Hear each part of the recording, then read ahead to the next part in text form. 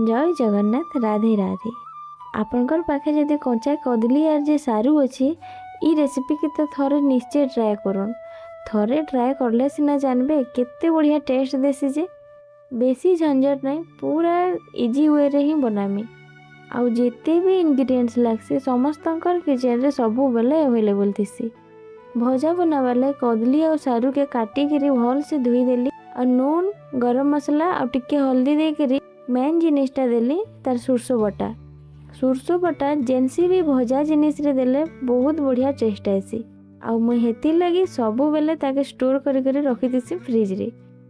आउ अंता भजा मान के बेसन भी टिके पकाले सेटा क्रिस्पी हेसी और तार टेस्ट भी टिके अलगा हेसी।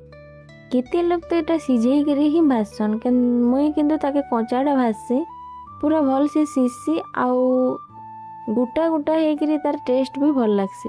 थरे एंता कंचाटा की भाजी करी खाई देखुन बहुत भल लागसी। कंचाटा भाजले टिके टाइम लागसी किंतु भजाटा बहुत भल हेसी।